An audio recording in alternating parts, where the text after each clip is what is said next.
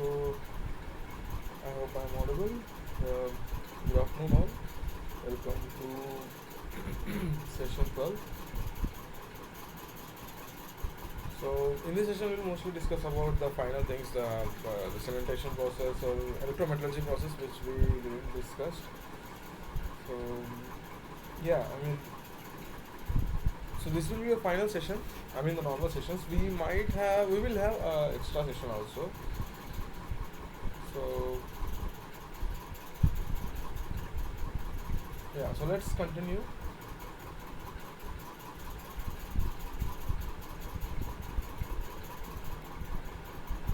So let's start with the reduction and deposition of a metal. So that's what we will discuss right now. Okay.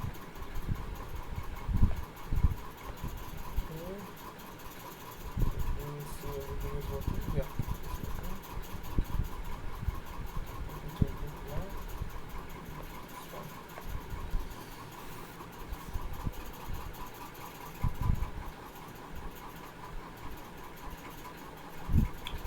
So yeah, reduction, right?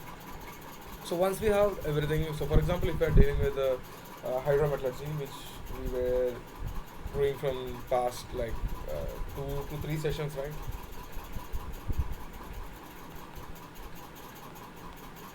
So hydrometallurgy is mostly about your solid to liquid transfer.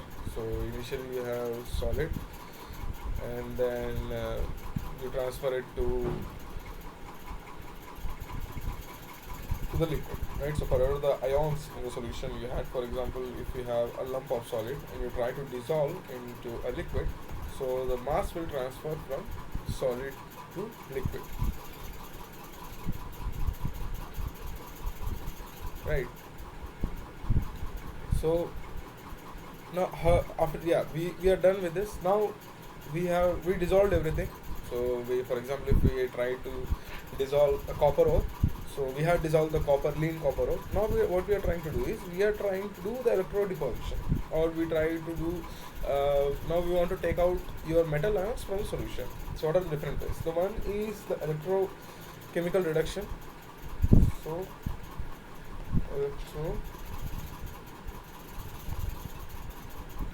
electrochemical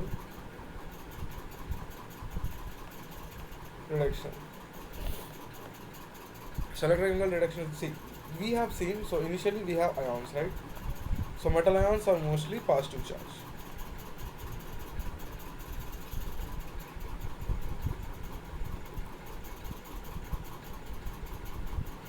So whenever they have positive charge, now what we are trying to do is we are trying to like dissolve. Now we are trying to reduce them because we want metals, right? So we want bulk metal. We do not want ions, right? So for example, if you want copper, if you want copper wires, you can't use copper solution, right? So what do?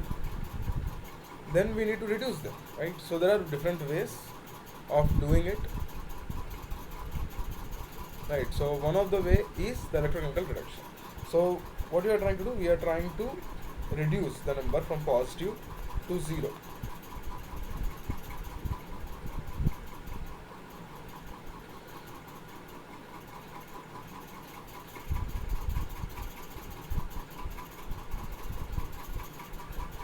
To positive to 0, right? We are reducing the charge on the metal ions. Now how do we do that? Either, see, for example, if I talk about the copper,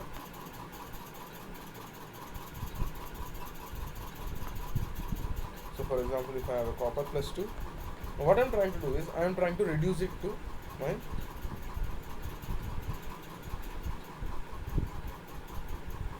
copper 0.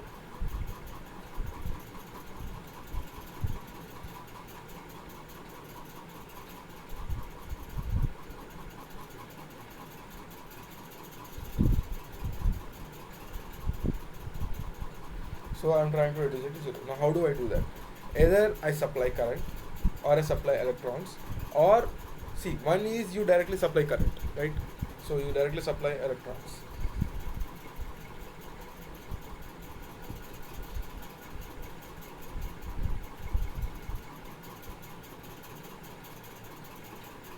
So either I supply the current, so that is electrochemical reduction. Now, or I supply some element. Let's say, for example, if I supply zinc, okay, or if I supply iron. So iron is more electropositive. What it will do is, it will give, it will take away my, it will give electrons to copper, and this copper will deposit, and this deposition will happen on the surface. So that's why we call it as a cementation process, because it looks like a cement.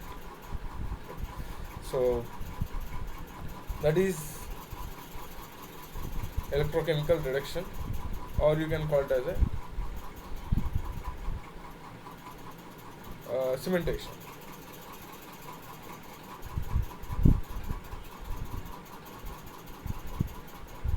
Right. Now, how do you decide? So which one is going to do, or which one is going to happen or not?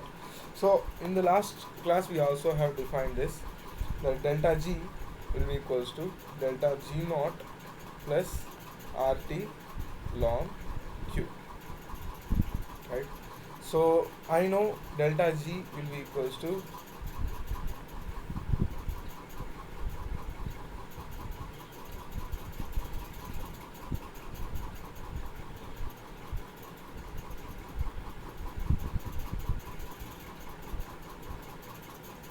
right.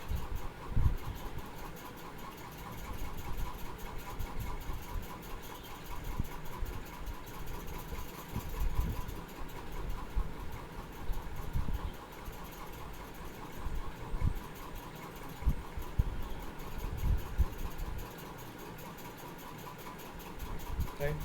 Then, so delta G will be equals to N times F into E. We know the delta J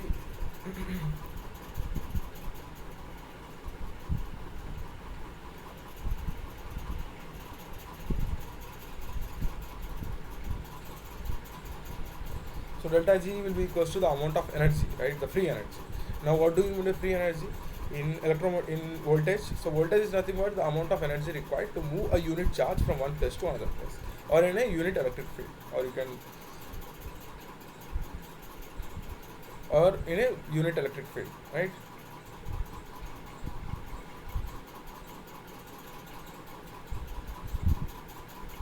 So it always went. So if you have a charge, and if I, let's say this is my unit charge, if I'm trying to move from electric fields, okay, from here to here, from unit positive charge or unit electric field, that is the amount of energy that you require. Now, what is my N into F? And F is nothing but the 96,500 coulombs. Now, what is this? It is nothing but the 1 mole of charge, okay, or the 1 mole of electrons contains how much charge. So 1 mole will be equals to 6.023 into 10 to the power of 23 times, what is the charge of electron? So 1.69 into 10 to the power of minus 9. And if you multiply these two guys, that will be 96,000, approximately it will be 96,500 coulombs.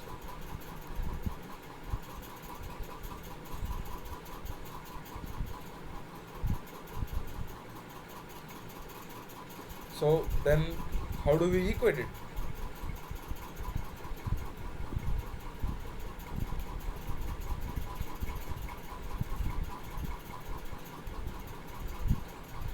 Right. So now if I try to do this, the delta G will be equals to NFE, whatever the delta G naught, it should be NFE naught. Now please remember, there should be a negative value there, okay, because it's against.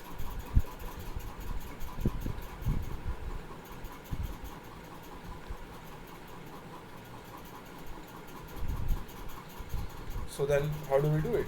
So then you equate, because whenever you have, because delta G is negative, right? Delta G is positive, that is not feasible.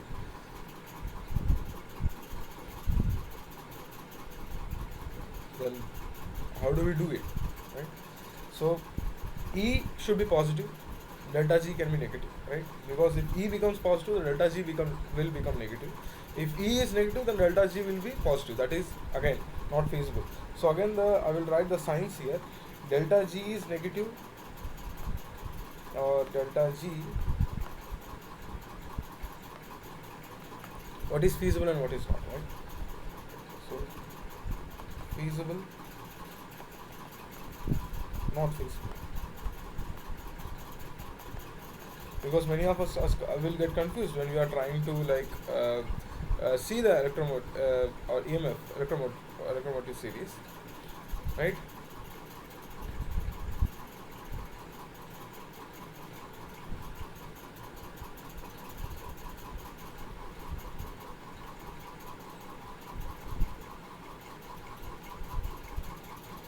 So whenever we try to do the electromotive series, now how do we know which element will come? You know that the electromotive EMF series will look like this. Above you have positive voltage, below you have negative voltage, right? So in between you will have hydrogen evolution reaction, which is called as the HBr.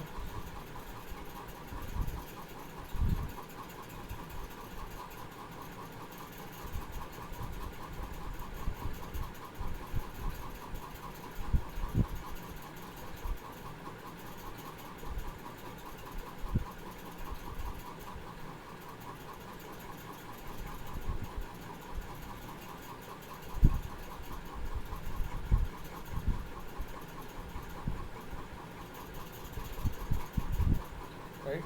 So this is positive, your hydrogen evolution reaction is a negative. So here you have different elements, here there is hydrogen, here you have different elements. Now how do you know which one is useful, right? Which one will reduce which?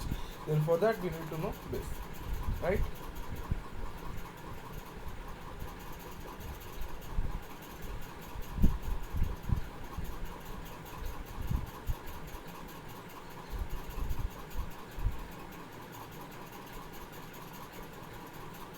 So which one is which?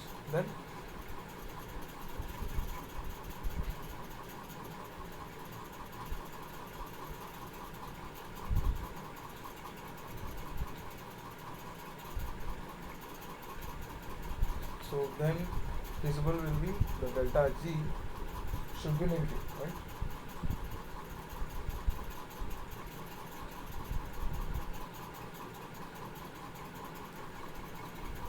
Delta G, if it is negative, then it is feasible. Delta G positive, then feasible. It's not feasible, right?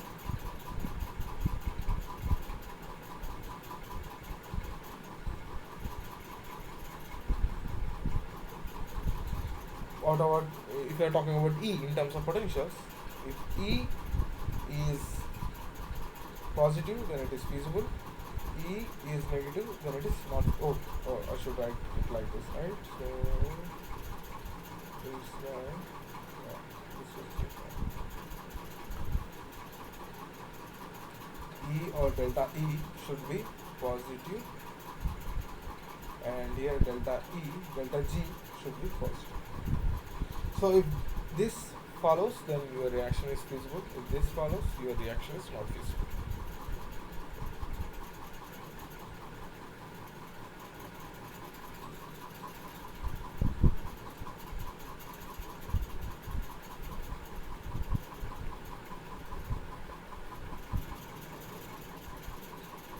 So then we will move on to the EMF series, right? So for example,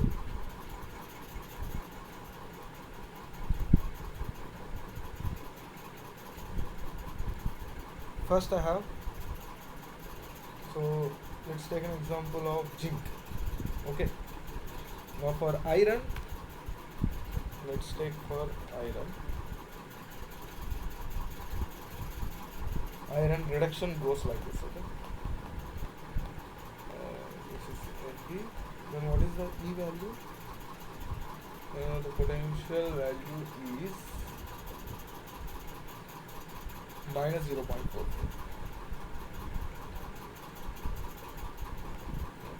Now what about copper or zinc, right? Let's take copper. That we define. Or what we do is, this is iron. Yeah, let's take copper. So copper, the same reaction happens. Copper plus 2 electrons. So we have copper. What about the E? E will be plus 0.34.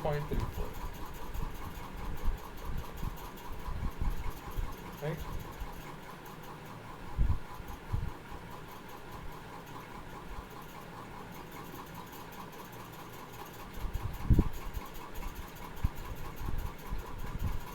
how do we do now? If this is the type of question which comes in exam, what you try to do is you just add it. You just add it. What you do now is you reverse this guy. Okay. So if I reverse this guy, this will become what? 0.44. Now you try to add it. Okay.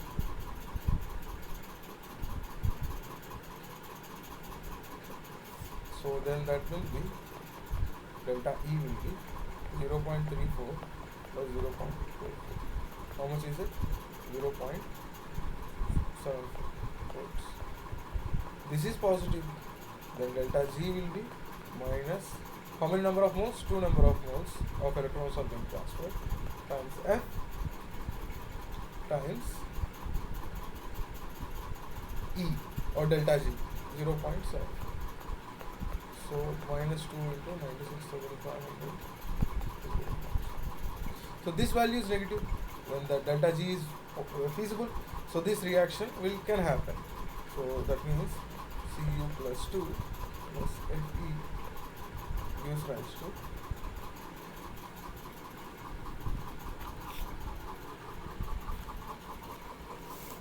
Cu plus 2 plus Fe will give rise to Fe plus 2 plus C. So that's how the copper gets deposited.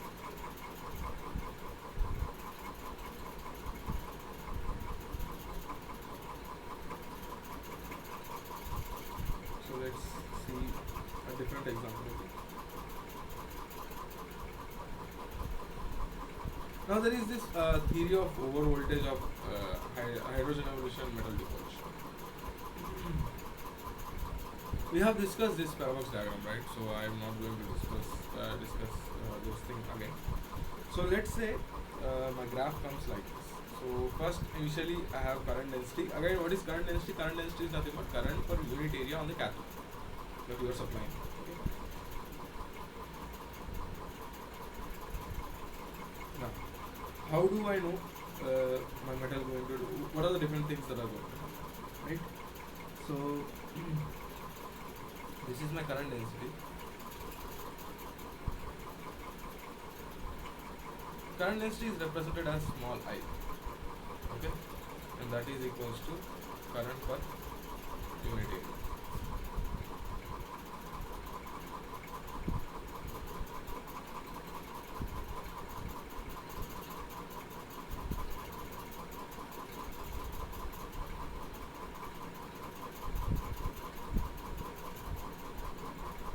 Right, so and the y-axis will be our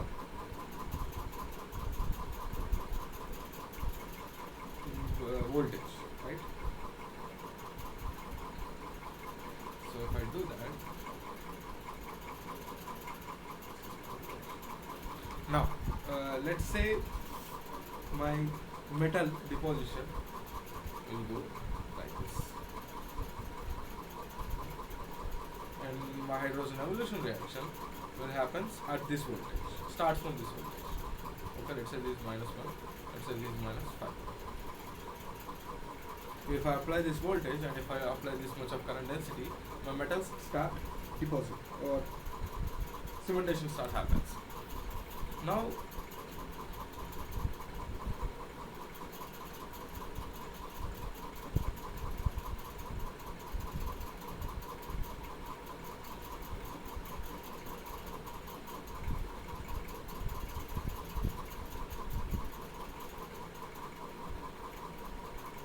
so if I take it and this is the voltage. Now if I try to increase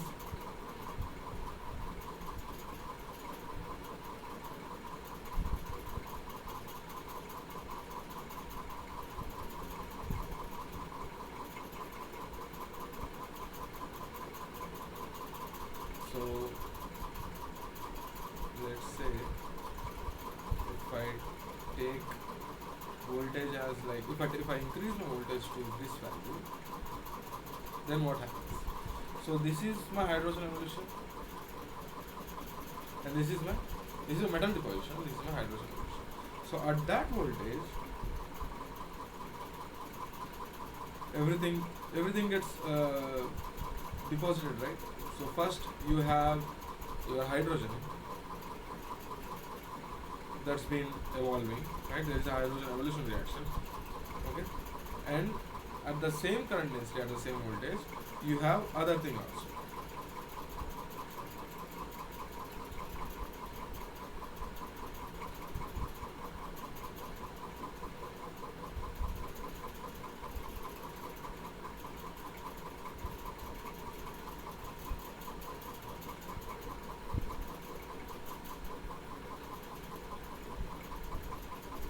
So this is my voltage, this is my catalyst.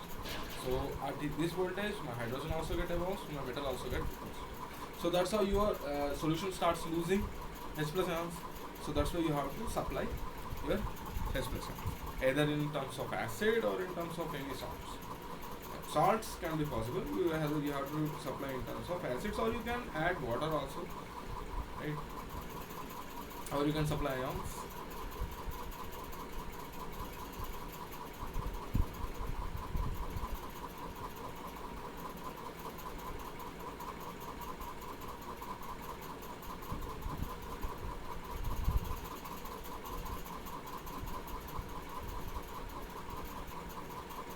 So let's say this is for good case, because at this voltage I can have only my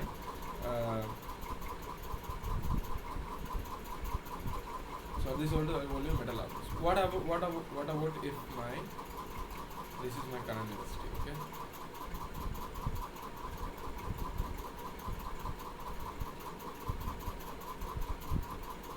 So this is my metal deposition, and the next case will come like this.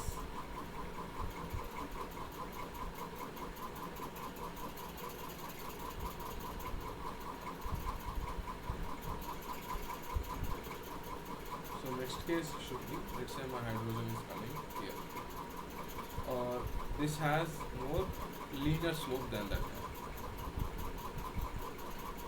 So if my slope is like this and my hydrogen evolution reaction is like this. See, if I apply this voltage and this amount of current density, both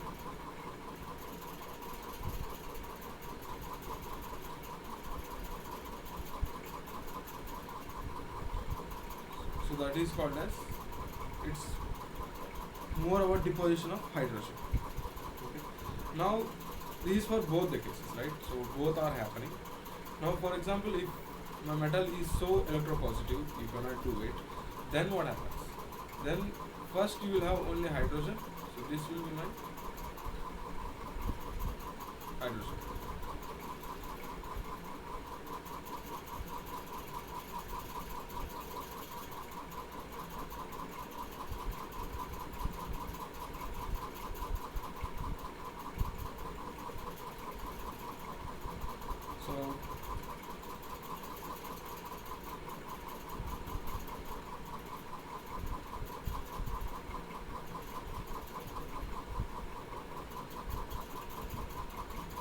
So if I try to, so at this voltage, so for example my aluminium will not will be positive that easy. So first initially you will have hydrogen evolution,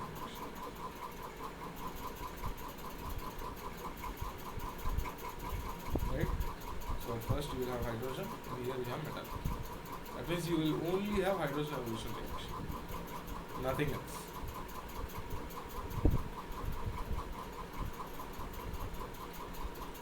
So this is about the reactions. Now let's move on to the leaching of gold. Okay, how the gold extraction happens. So first the elemental gold, whatever we get from the gold ore or gold mines, is first oxidized by either by passing air or by passing some oxygen enriched air. Okay, in the presence of some complexing agents, because gold can easily form complex compounds with so that's why we use cyanide, Cn minus. So that will form a soluble orocyanide ions. Okay, and the reaction will look like this. So first you have gold.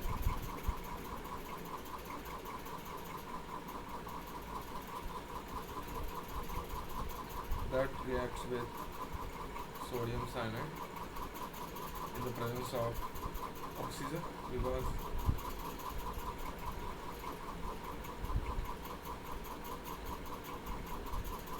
that will, let's say, the oxygen, right?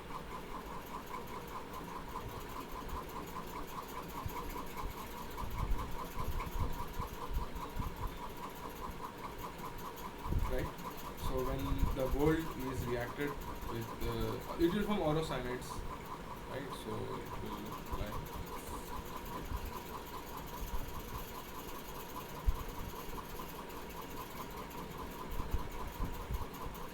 so that means it will form Na. If for example you are adding Na, right? So that's why this Na will go out. So it will be -2. So Na AuCN. Oh, it's not -2 actually. It's minus itself. So at the bottom you will get 2. Right?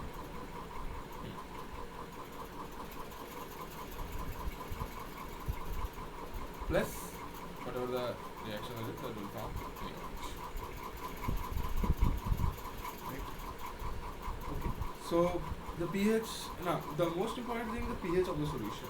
So the pH of the leaching solution generally should be maintained 10.5 to avoid again the formation of hydrogen cyanide. And this hydrogen cyanide gas is very toxic and also flammable. So we need to maintain that temperature and pressure range where it will not form any hazardous gases. Right?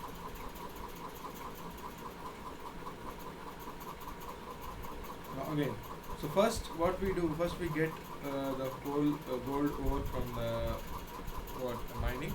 First we do the milling. Again, why do we do the milling? Milling is done to, whenever you are trying to deal with any type of reactions involves surface area. The more the surface area, the more will be the reaction. Right? The first thing that comes into mind is the reaction itself, whether it is possible or not. And the next thing that comes is how much area there is available for the reaction to happen. So that's why the nanoparticles have more surface to area ratio. So they can easily undergo reaction to form oxides or different things. Right. So, and also why? Because whenever you are trying to increase area, you are trying to give more energy to the system. So the system tries to maintain at minimum energy. So that's why you have reactions happening for nanoparticles. So the first thing that undergoes is the milling. Then we do the cyanidation in the presence of air, followed by the filtration and washing. That means whatever the things that are dissolved will get carried away, right, with your sodium cyanide solution, but the undissolved particles will remain as a slime, or it will remain as a mud at the bottom of the tank, right? Or some less dense compounds will float, and the higher density compounds will be shrink to the bottom. Right? So now, after that we do the clarification and deaeration. Deaeration is to remove any type of air that is dissolved, followed by the precipitation. Now how do we do the precipitation reaction? Again, the best example we do is cementation or electrochemical deposition. Right? Now how do we do that? You have gold cyanide or orocyanide ions,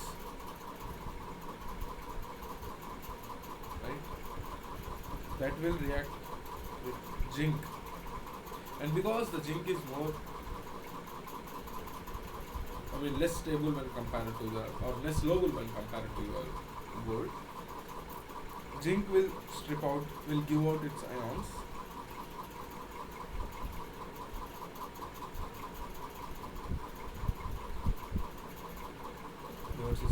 to form zinc cyanide. Okay. So this is the reaction. Then followed by we do the filtration to remove any type of tailings. Then we do the calcination and smelting to get the gold bullion. And following get the gold bullion, again you need to remove many impurities in it. So that's what. Now following that, let's move on to the different topic right now.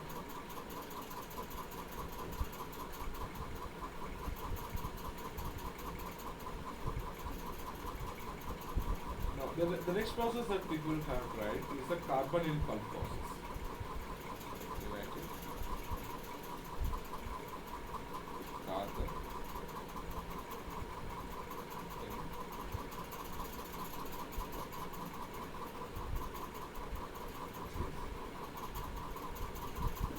CAP process. Now what is this process used for? For separation and purification of bleached gold cyanide. So first again we do the same, we do the milling, then we do the cyanidation. I will write it.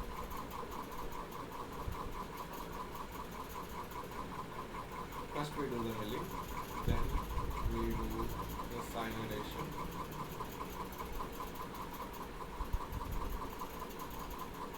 Followed by the absorption of the carbon.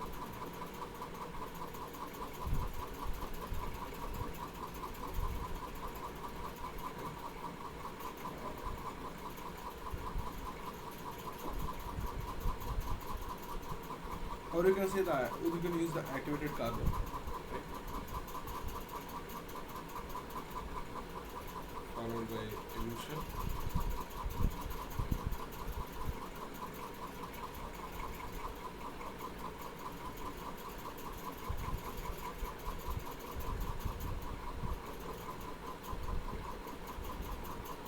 Then finally we do the electrowinning. So electrowinning again, it is nothing but you have pure anode, pure cathode. So again I have told before, at anode you have oxidation and at cathode you have reduction. So you try to use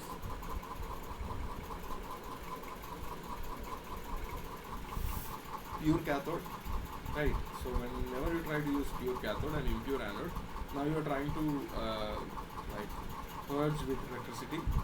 So at first you will have the whatever the ions or whatever the copper present in the anode will get dissolved into get dissolved into the solution, okay?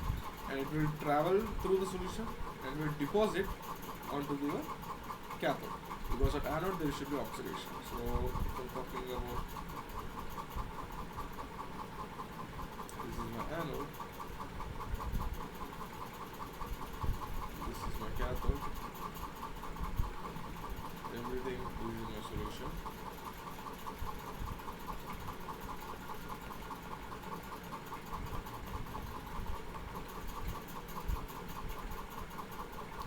So first you have, this is my anode.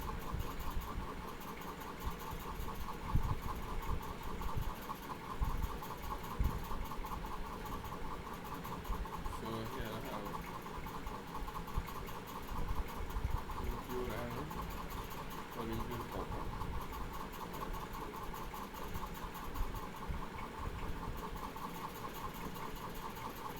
Right. So if I have like this, then at first the copper ions which are there,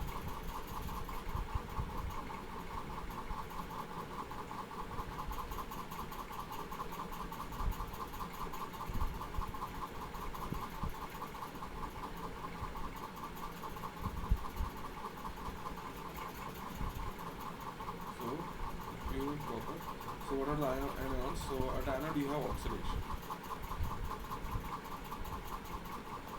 Right, so copper will undergo into copper filtration, and at cathode you will have reduction.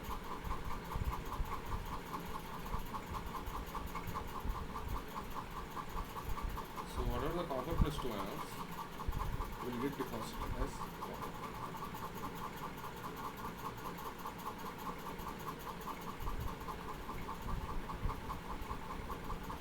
That's all.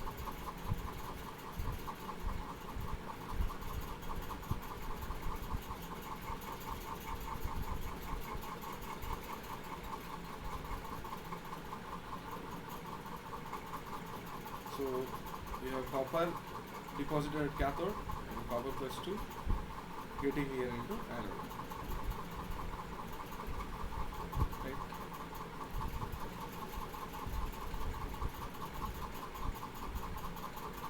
So this copper plus 2 will travel and get deposited as at cathode. Okay, first you travel to the solution because of the cathode. So that is about that. Now let's move on to the aluminum extraction.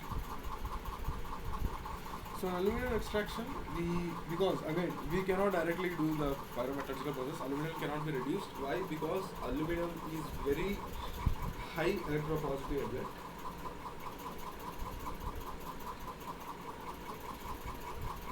And even carbon cannot reduce it. Right? So what do you need? Even if you try to do the hydrometallurgy process or do the electrodeposition, because aluminum is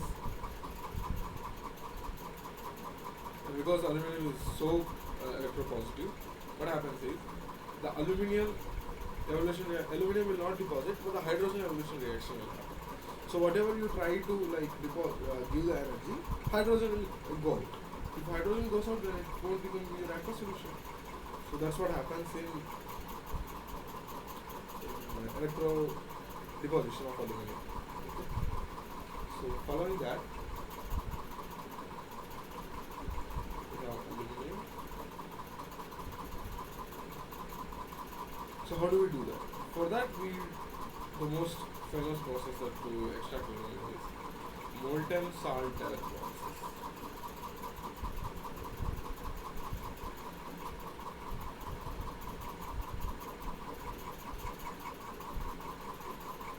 So what do I mean by molten salt electrolysis? So instead of any aqueous solutions, we will mostly have molten salts. That's it. And the best example is cryolite. And that is 3 moles of NaF plus 1 mole of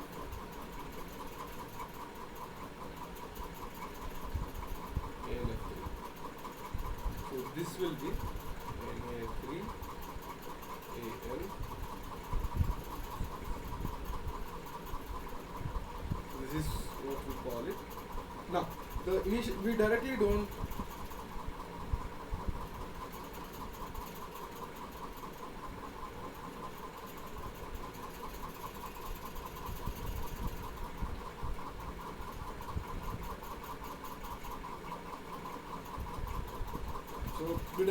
use our ore into this molten salt electrolysis, or it is called as Hall Héroult process, which we will come into it into a bit in a minute. Okay. So first, what we do once you receive the ore, which is called the bauxite ore, this is L2O3 or 2H2O. Right? So you have many impurities with it also. So the first thing that we do is the Bayer's process. Because mostly this ore contains Fe2O3, silica and many others. So major component will be these two guys and the major guy will be this Fe2O3. So we will see why the byproduct or the waste, the gang material that we get after base process is red in color, or we call it as a red mud. Okay.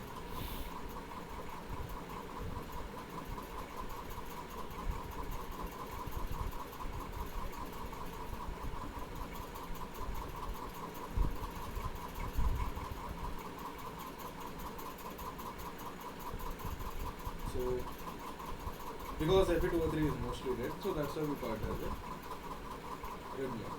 Right. Now, so first the bauxite is crushed. Right. The first thing whatever we try to deal with, we do the combustion process, and in combustion process we start with the crushing. So the first thing that goes is the crushing of the bauxite ore, and then it is mixed with your caustic soda, or also called as a sodium hydroxide liquor. So first we do is crushing. Then we digest it in caustic soda or sodium hydroxide. Okay. And then we produce a slurry. So that's what we do for 35 to 40%. So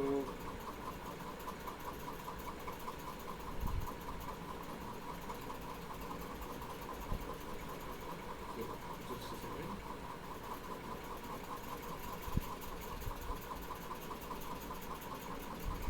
hello sir, मेरा NPTEL चल रहा है अभी। I am NPTEल चल रहा है हमारा, हम रूम पे। नहीं कुछ नहीं कुछ नहीं NPTEल चल रहा है, मैं बाद में कॉल करता हूँ, ठीक है?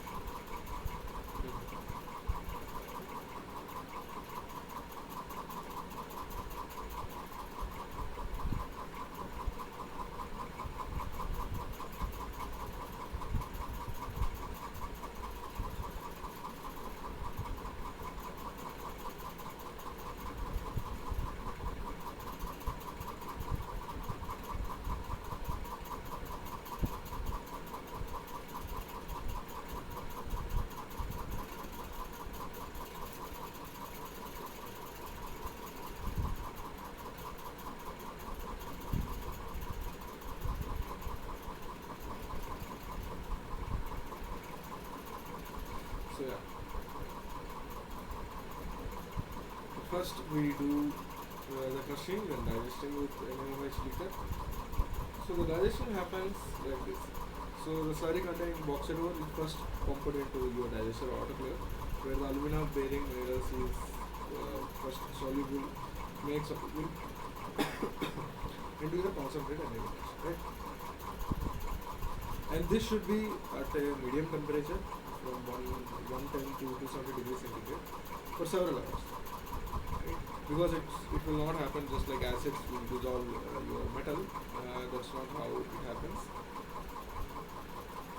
Now you add 1-2% of COO, which facilitates the extraction of ores containing more than like 8% boehmite and diaspora. So what happens here is the reaction that undergoes is alumina plus 3 moles of water reacting with 2 moles of NaOH to give sodium aluminate.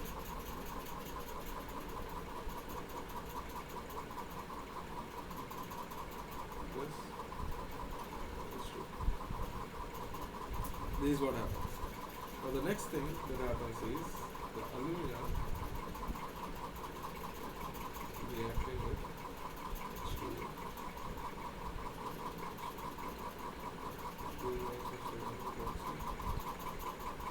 To give me with sodium,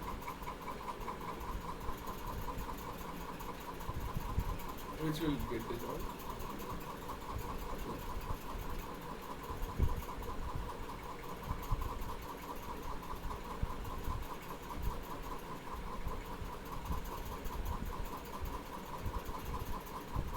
Now, because this is hot, so the process that, because we are trying to heat it at 110 to 270 degrees centigrade, right? So that will be, the energy will be wasted. So because of that, what we try to do, we try to extract the energy by passing through the different tanks to reduce the pressure and the recovered heat. The next thing that happens is the clarification. So in the clarification, the insoluble whatever the oxide impurities are separated from your pregnant liquor by settling. So what you try to do is you add flocculants again, which will collect these impurities and accelerate the settling of thickening process. Your solution is cooled, filtered, and the solid residue, which is also called as the red mud, because the main constituent is your Fe2O3 and some unreacted alumina, silica, rutile TiO2 and sodium oxide sent to the not contamination, it's contaminant area. So why? Because this sodium, the red mud is very hard to deal with also, because recently there are so many work has been going on how to recover red mud or reuse in something, reuse for something for things like for as a red mud. So why? Because it is highly basic in nature. Why? Because you have used the concentrated NaOH. So that's why whatever the red mud that you get, it is also very highly basic. So most of the people just throw it because you can't take things or extract things from it. So that's why many of the industries are just now trying to use this as a bricks for their industry purposes. So that's all. And there are some few research also going on to like how to retrieve the Fe2O3 from your red blood. Okay.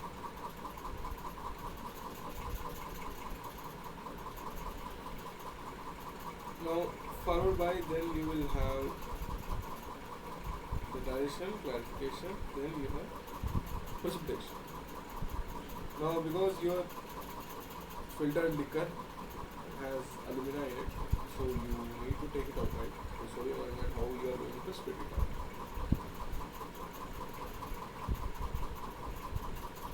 So the next thing is precipitation. Now the cooled, which is cooled from 100 to 75 degrees centigrade, is pumped through a series of precipitation tanks because you take out things. Now you add alumina hydride crystals. Okay. So this is how the nucleation happens. Okay. So for nucleation,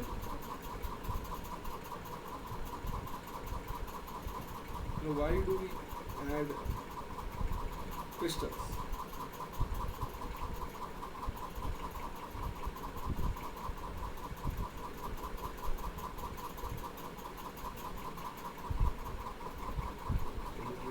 So for nucleation, why do we add crystals, right?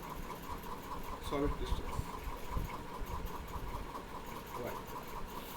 Now, see the nucleation happens by two terms. You can also consider third term because third term mostly comes in the solid-solid phase transformation. Here it is not solid. Here liquid, some of the liquid is converting into solid as a precipitate. Right? So it is a liquid to solid transformation. Now how?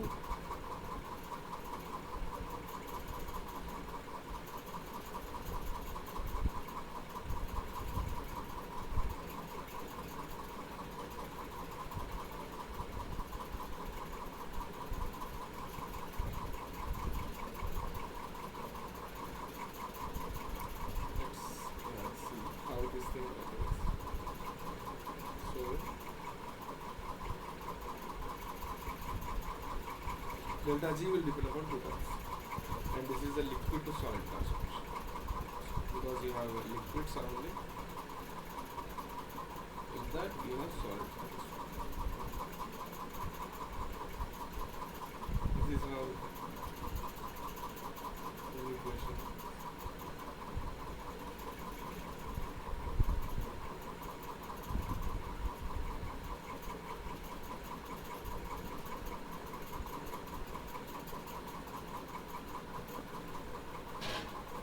First you have the nucleation part.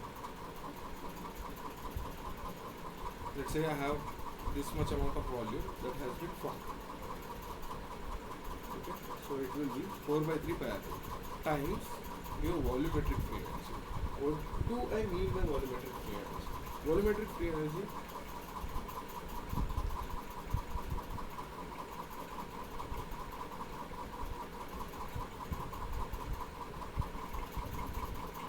So what do we volumetric free energy? Volumetric free energy is nothing but a change in the reaction. So for example, A is converted into B. Now for this the reaction will be delta G will be equals to delta G of B minus delta G of A. Right? So that means delta G will be equals to delta H B minus T delta S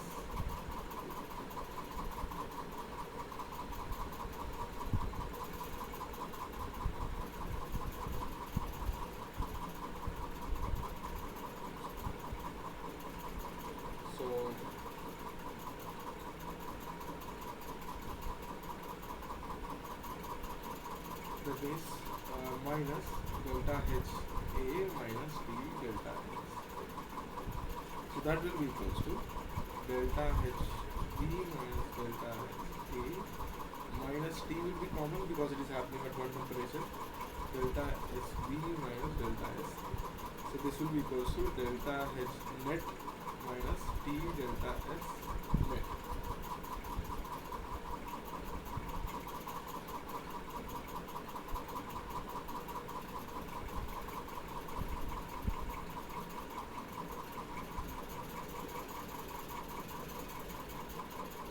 Right? This is my delta J net of the reaction. So this is my delta G.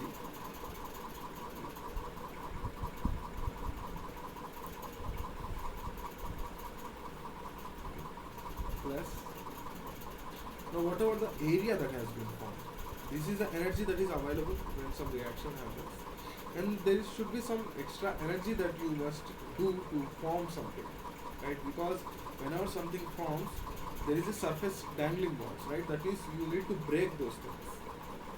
Right?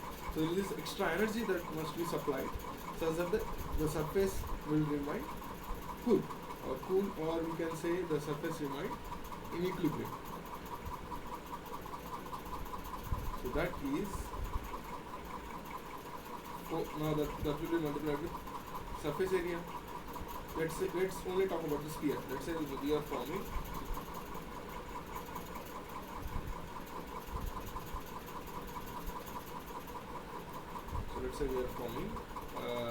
some spherical ball or spherical droplet.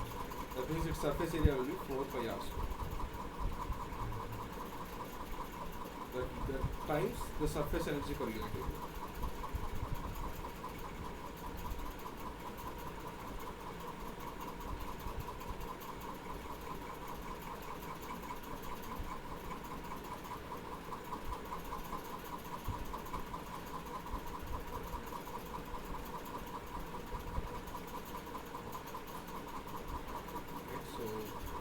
This is surface energy per unit area. This will be times area. Again with this energy. This is volumetric free energy per unit volume times volume again energy. So this will be my negative. This will be positive. Now, if I try to differentiate this line with respect to R, what happens? Because they don't depend upon your R.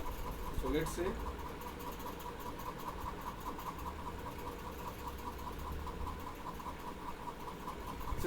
they don't depend upon the radius, so they are completely free from, let's say for example the surface energy per unit area, it's an independent quantity, a physical quantity, it doesn't depend upon its radius.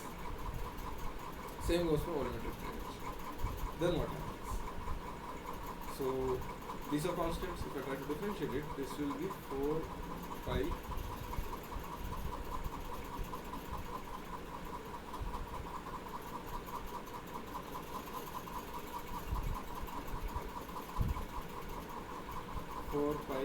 r square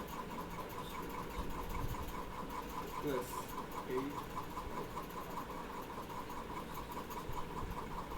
This will be equals to, at equilibrium, let's say some particle forms with a solid liquid interface, so it is at equilibrium.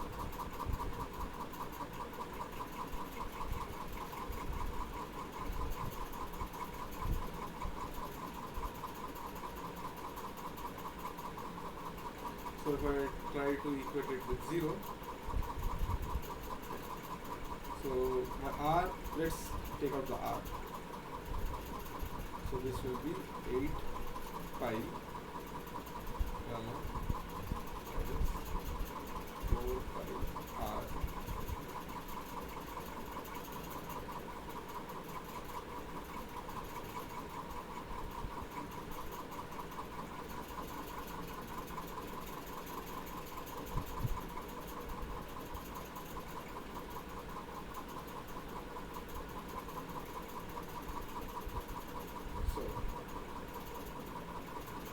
Do it. If I equate it to 0, then my R can be 0 at the starting point. Yeah, at the starting my R will be 0. So that is one case. What is my second case? These are the critical points, right? That means here I have inflection. or there is a change in the slope of the gamma. Okay? So that's what this means.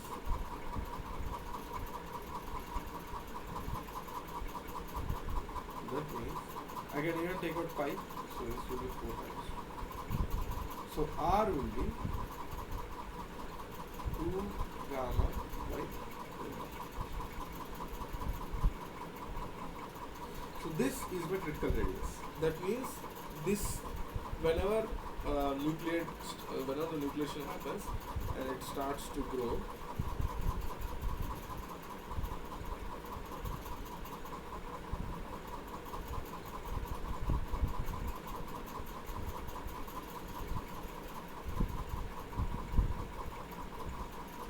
so then what happens?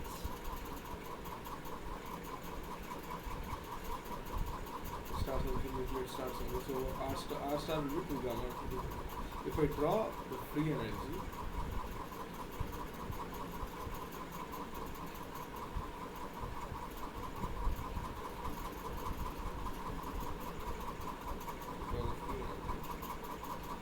delta G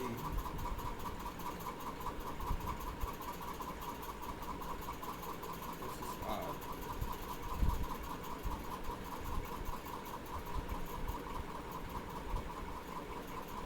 This will be 0. So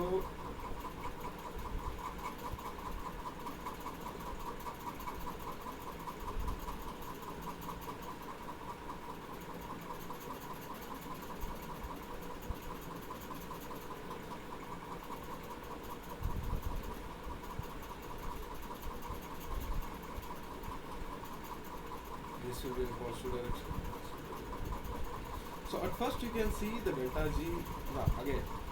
So if I try to draw these two equations, right? You have two terms here, volumetric, this here.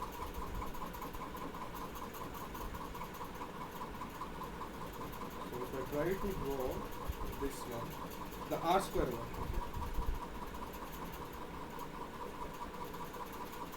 the R square one will go like this because it is a parabola, right? But what about the R cubed one? The R cubed one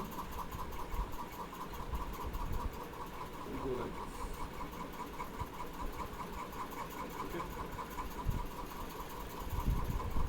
So at first your R square will dominate, then your R cube starts dominating.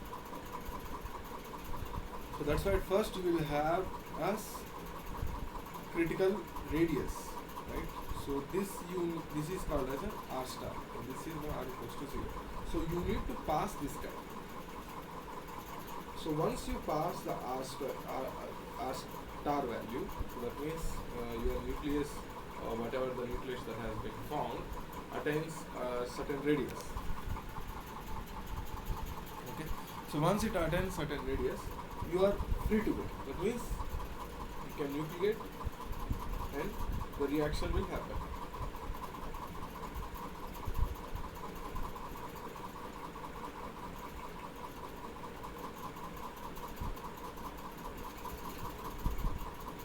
The reaction will happen, right? So for that you need to provide this much amount of energy. So some solutions cannot directly get this energy. So that's why you need to create that surface area. That's why we try to add crystals.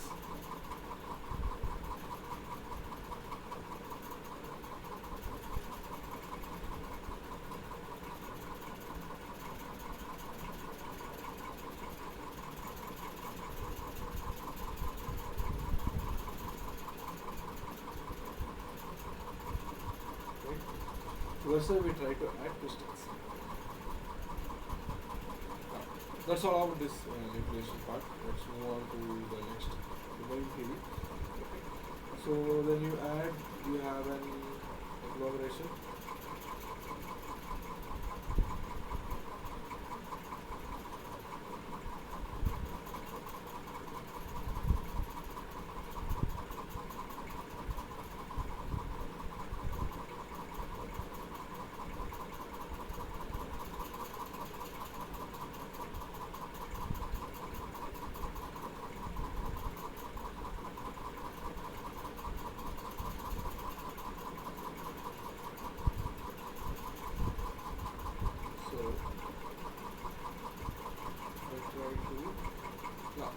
the calcination. So after that we do the precipitation, then we do the calcination. So aluminum hydroxide is washed, filtered, and then calcined in either a rotary kiln or fluidized bed furnace. So let's say you do a maybe rotary kiln or fluidized bed furnace at 950 to 1000 degrees centigrade. So whatever the moisture is there, that will go out. Okay?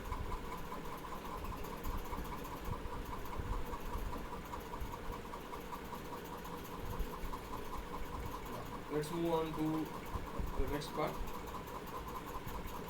which is the main point of extraction, the aluminum.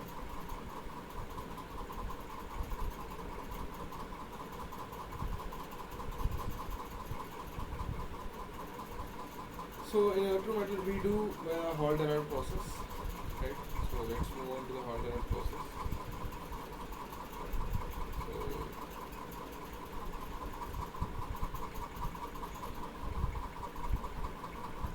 again, there is difference between electrowinning and electro-refining. In refining, an impure metal is used as an anode, and the metal ions enter the electrolyte.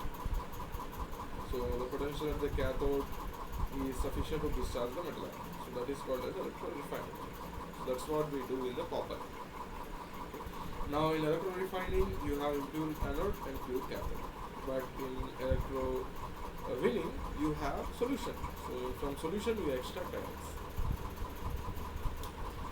So that's it. In anode, at a cathode, you use a noble metal like platinum or some noble metals, which will not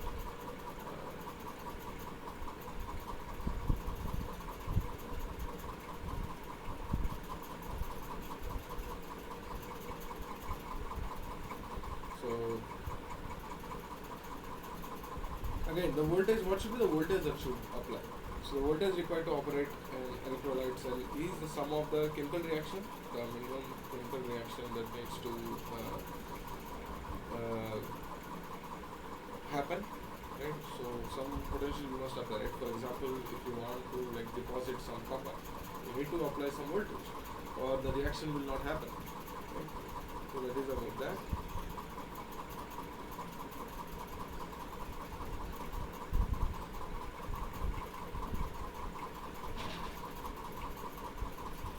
Then the production of metal, followed by you need the EMF due to the polarization of the anode and cathode. You need to polarize, right? So that is one thing.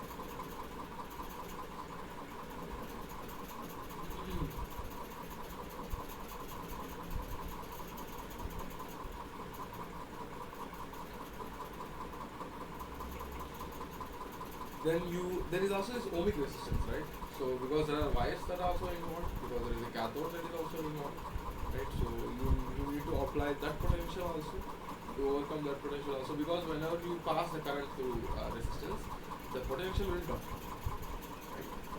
Because the resistance will take up energy, so your potential difference will drop. You have to maintain that thing also. So that is about the EMF that you must apply.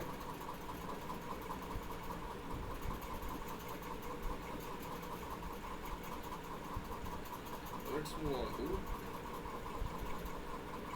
Let's not about current efficiency in these things. These are the straightforward formulas. Okay. So let's move on to the Hall-Héroult process. We will not discuss these things. Let's move on to the extraction of magnesium and aluminum.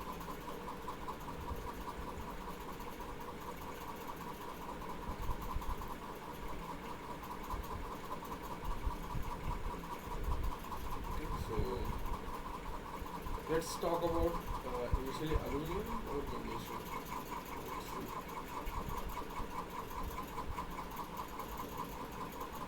So let's talk about first magnesium extraction and decomposition potential of MgCl.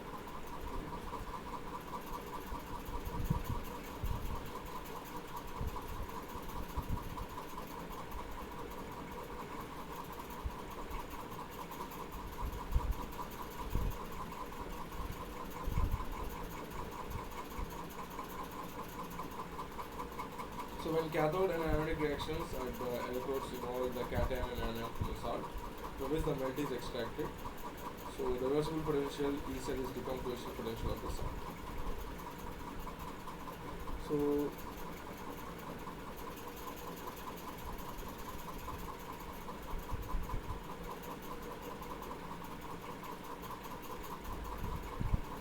first in the molten salt electrolysis of magnesium chloride, so magnesium ions are discharged at the cathode to form liquid magnesium, and chlorine ions are discharged at the anode.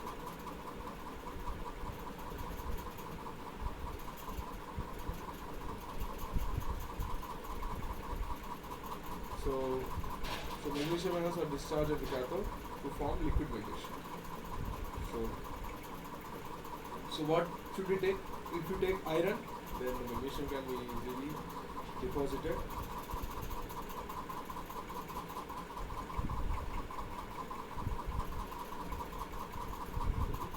So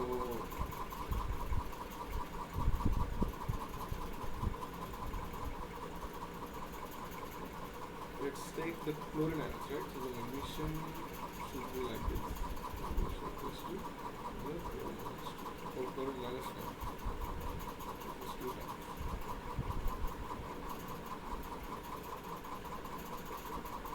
So let's write the whole reaction. Right?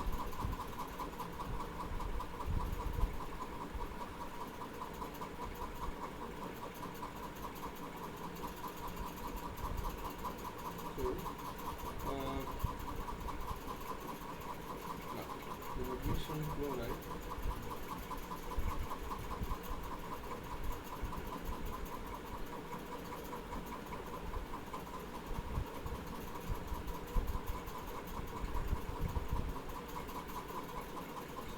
let's write this reaction. So magnesium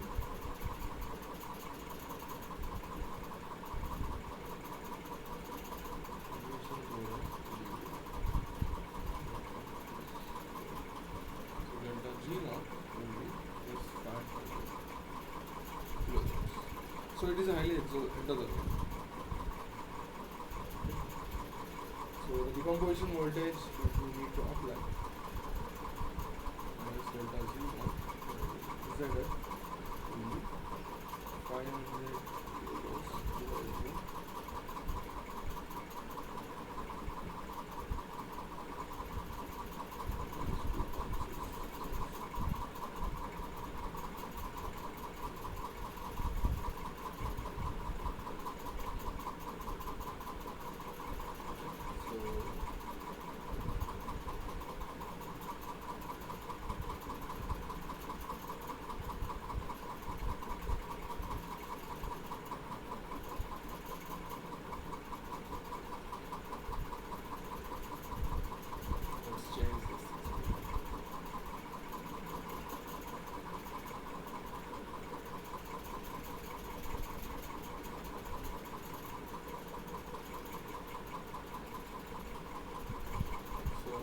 So because it is highly exothermic, you need extra voltage that you need to supply, right? Now,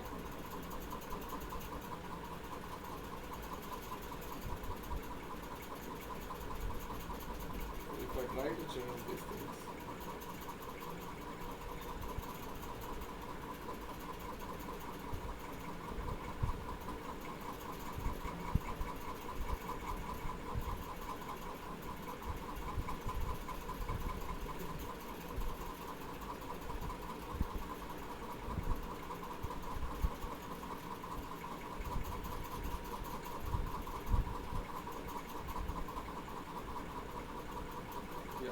so this is the amount of voltage that we need to apply for the above reaction to happen.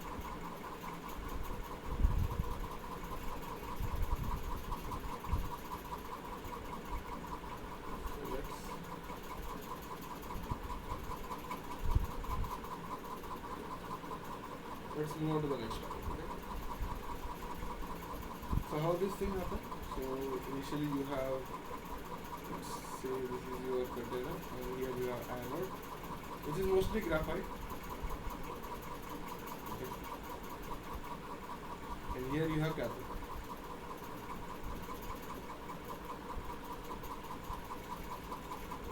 Right. Now you add MgCl2 magnesium chloride.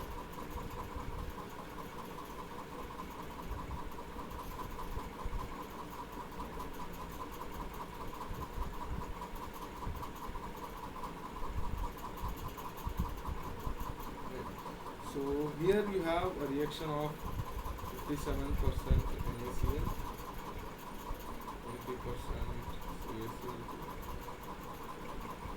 20%.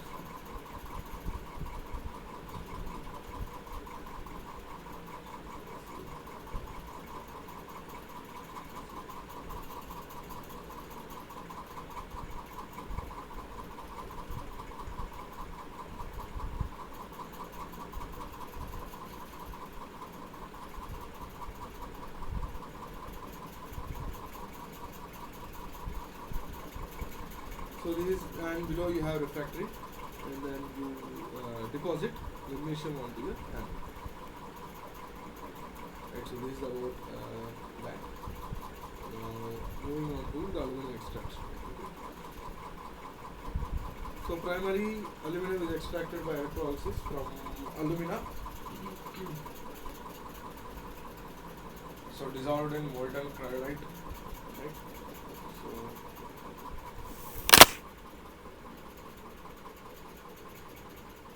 let's say you have alumina.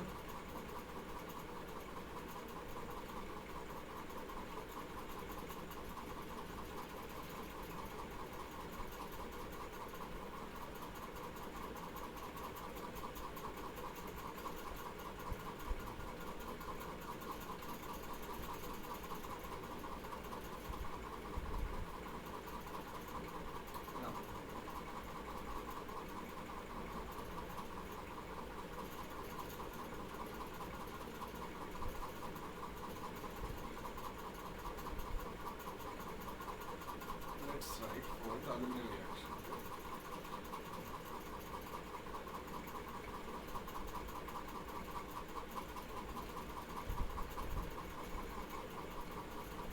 So for this, the primary aluminum is extracted by electrolysis from alumina. That means there are other processes also, but mostly we follow aluminum extraction. So it is dissolved in molten cryolite based fluoride electrolytes. Like, so we use fluoride electrolytes.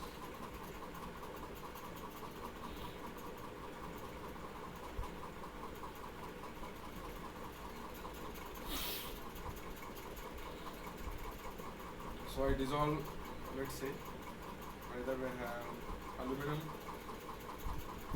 one, which is the cryolite,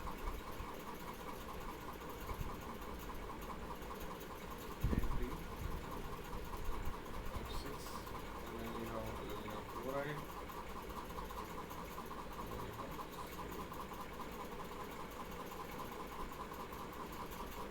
So this we add it all in our process.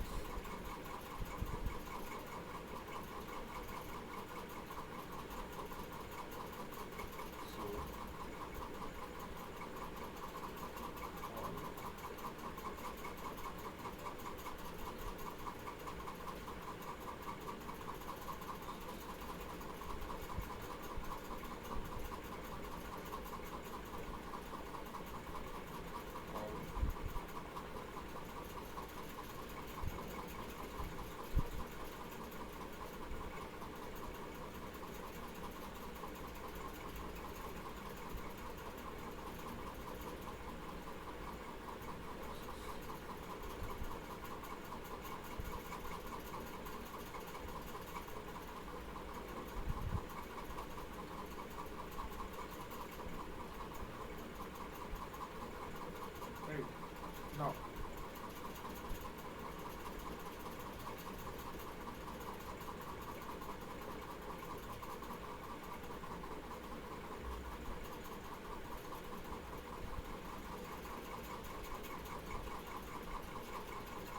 let's say, so, and then the reaction will happen like this. So first you have alumina,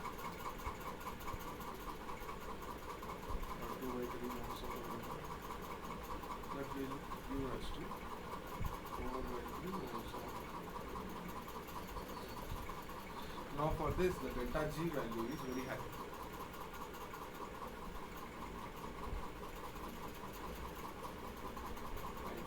Plus 837 at 970 degrees centigrade.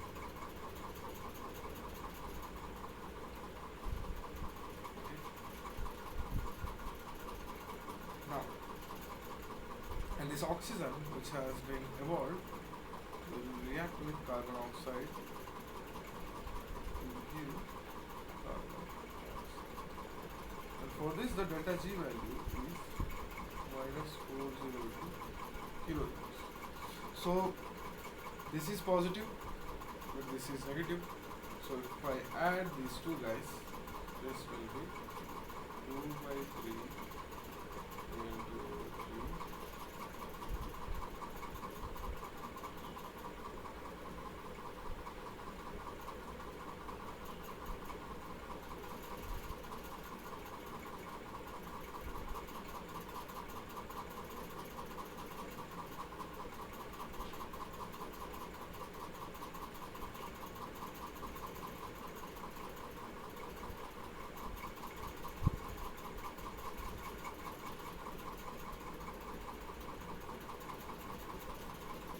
By 3 L2 plus C.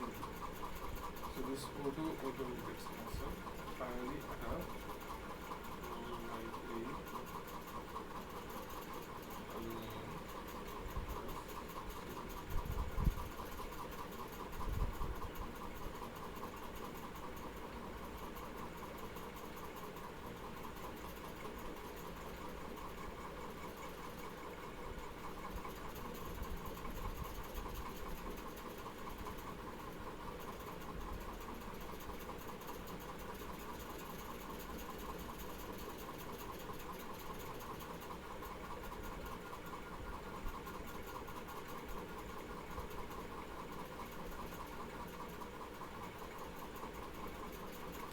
so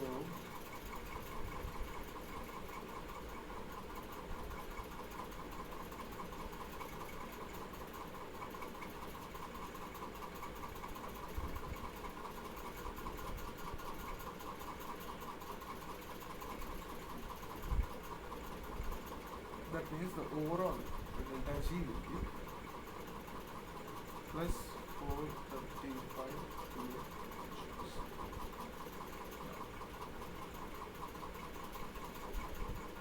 So E cell or E core will be equals to 435,000 divided by 4 times 96500. This will be equals to minus 1.13.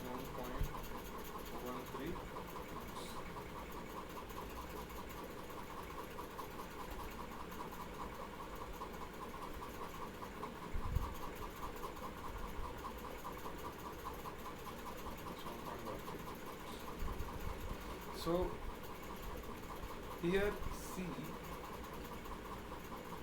is what? My reducing area.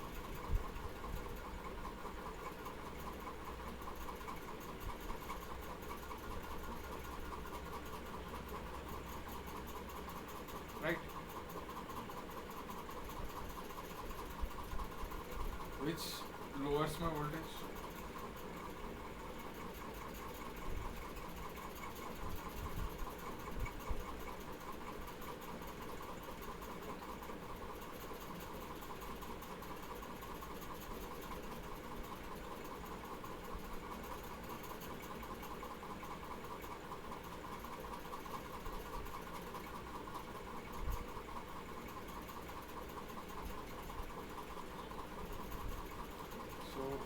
Which reduces the voltage, right?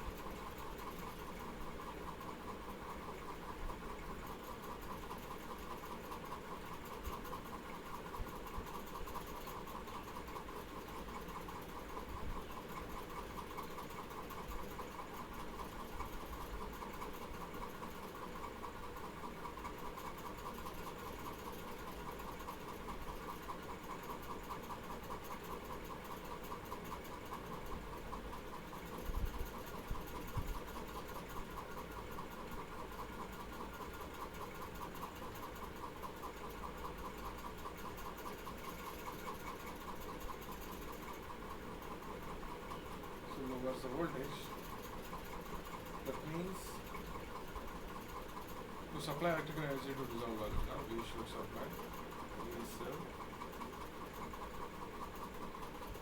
V cell should be equals to E star plus efficiency plus I times resistance of the bar plus resistance of the.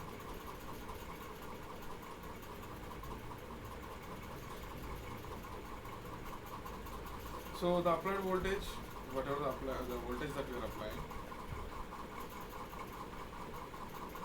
the applied voltage is minus 4.4 volts. So how many things that are happening here? To overcome the voltage, to overcome the polarization,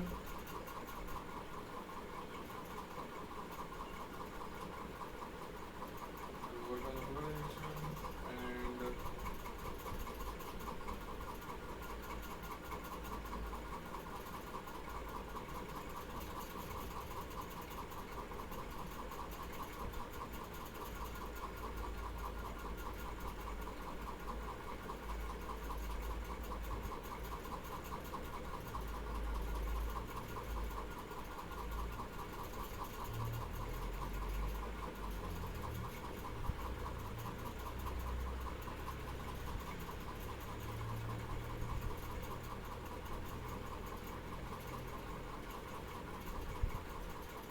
so polarization, and the current used is 100 kiloamps. So that is about this guy. Now there is also called this thing called the anode effect. Now what is the anode effect? Anode effect is nothing but at anode the resistance increases rapidly. So because of that you need to apply more voltage. That means you need to supply more current. So the anode effect is described as the blockage effect.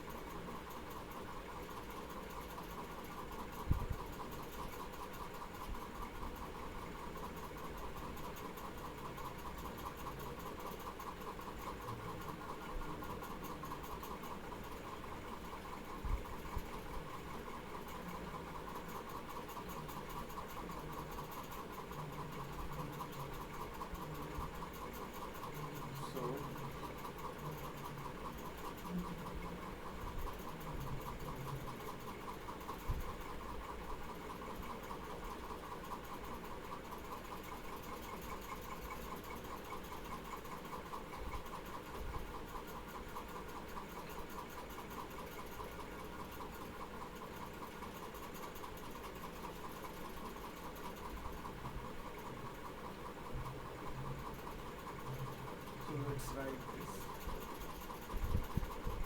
So anode effect is mostly described as a blockage effect by an electrically insulating and non-wetting CF4 film that causes a significant increase in the cell resistance. So whenever something forms on your voltage or on your cathode, we need to remove it, right? Because you want things to be deposited, right? So if things can't get deposited, then if there is a blockage between it, then the voltage will increase rapidly.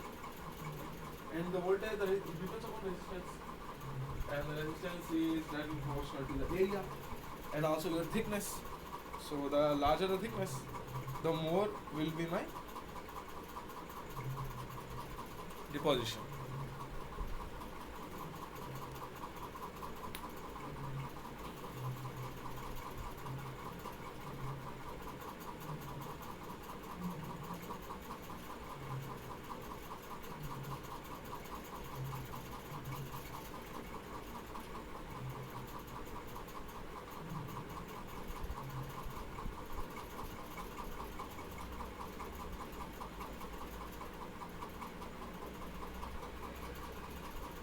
So for that, what we need to do, we need to create area, right?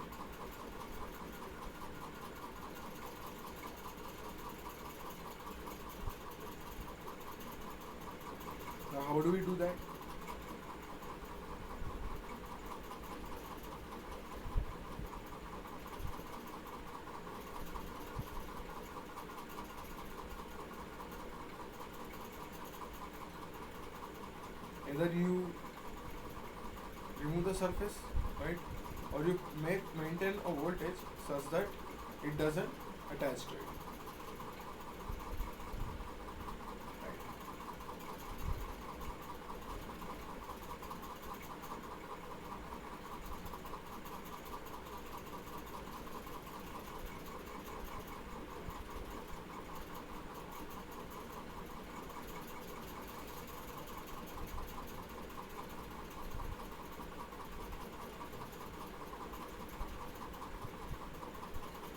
So, as most of the current flow shifts, now again, this inhibits the normal current flow between the anode and the electrode. So, anode polarization voltage increases significantly and cell voltage increases very rapidly from 4.2 volts to 30 volts. So, this causing the, again, when you increase the voltage,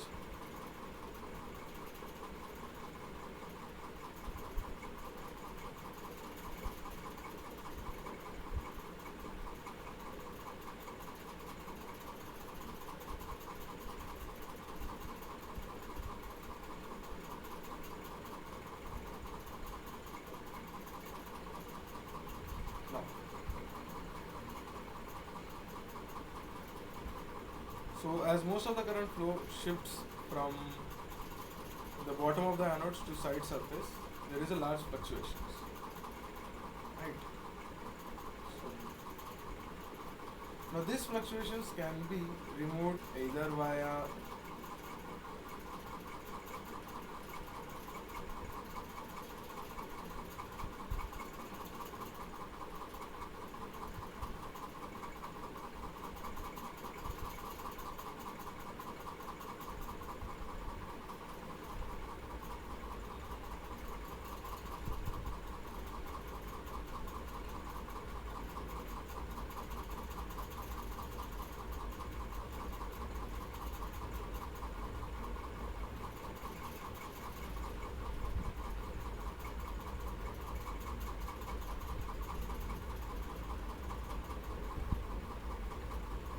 now, as most of the current flow shifts from bottom of an anode to side surface, there are large fluctuations first that will happen in current flow between anode surface, which introduces instability in the aluminum metal. Now, when you increase the alumina concentration to the electrolyte, which will again decreases to like less than 2%, and the carbon dioxide content decreases to 20%, and the carbon monoxide content increases to 65% with this tetrafluoromethane that has been formed. So this anode effect will continue until the alumina is added. So that's the thing happens. Now, what are the other improvements that has been done in the Hall Heller process? So developments have been given in many areas. For example, the increasing the size of the cell, the first thing. So increasing the size will decrease the current density to lower thermal ratios. So now increasing the current efficiency. That means maintaining the hydrodynamic phenomena. Now again, using the optimum concentration of the bath, like adding higher AlF3 content to minimize the redissolution of aluminum. So if, for example, if this is my reaction,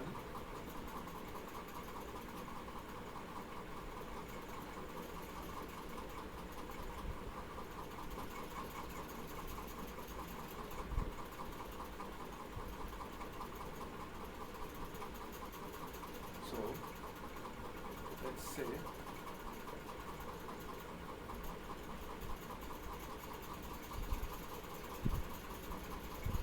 let's say this is the reaction. AlF3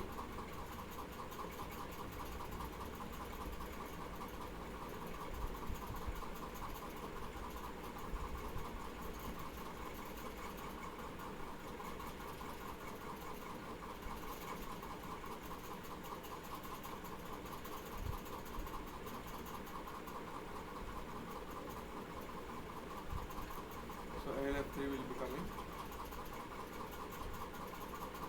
Al plus 3 plus 3. That means if I try to, so let's say this is the reaction, if I try to write, the activity will be equals to activity of aluminium, right, times the activity of F minus power cube divided by activity. So if I increase this concentration, this reaction moves forward, right? That means the aluminum concentration is also high. So if my aluminum from Al to O3, for example, this is my aluminum becoming Al plus 3. If this aluminum goes into this, there is already this increase in concentration. So this reaction will not happen. That means the reaction will move backwards. So that means the aluminum dissolution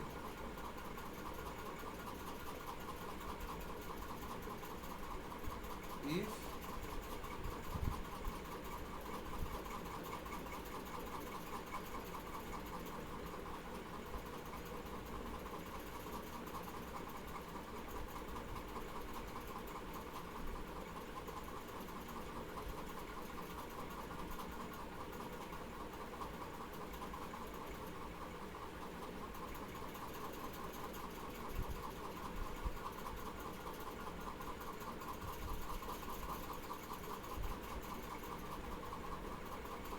so aluminum resolution is stop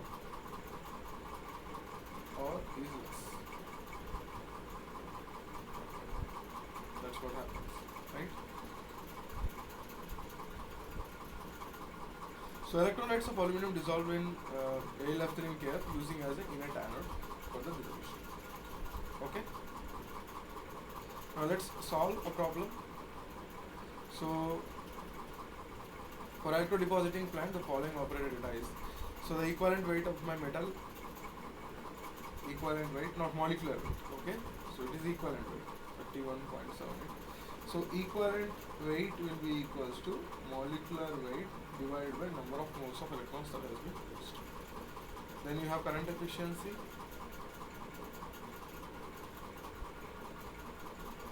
eta, which is 1.23 volts.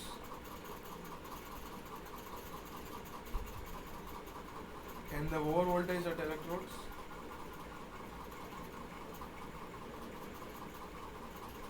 is 0.6 volts.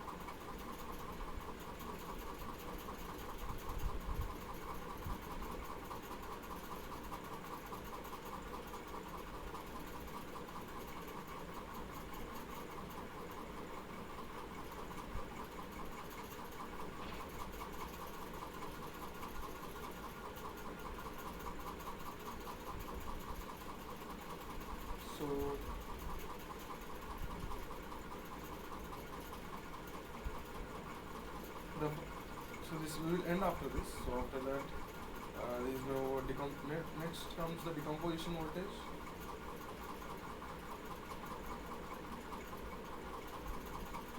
Which is 1.23 volts, right?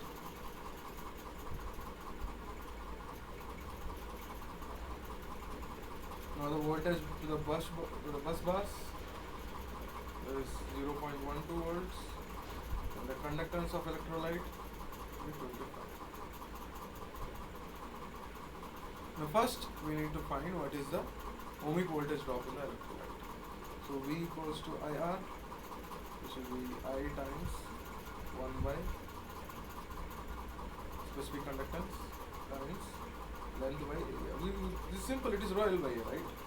So it will be current density times, this will come, so 160 0.05.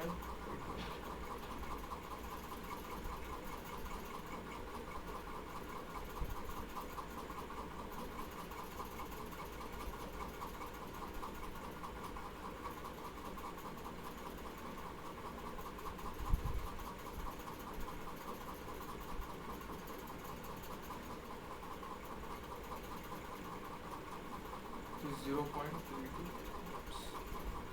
Now what about the total voltage drop?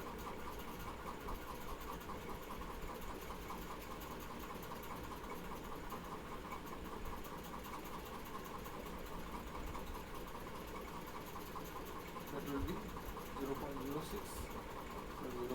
0.12,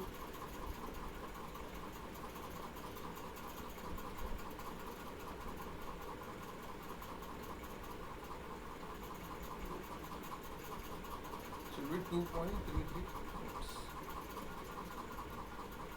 Now if I try to convert this, so for efficient electricity required to deposit 1 kilogram, that will be 1000 divided by 31.7, because this is the efficiency, right? Times 96,500 times 100 upon, because there is a current efficiency 80%.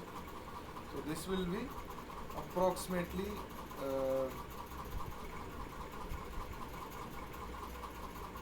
3795 kilocoulombs. Okay. Now the energy produced is very straightforward. All you have to multiply with 2.33 times 1000 into 3600, because it is per hour, right? So this will be divided by, finally I will have 2.46 kilowatt. So for 1 kg of metal, the amount will be 6.5. So this will times 6.5.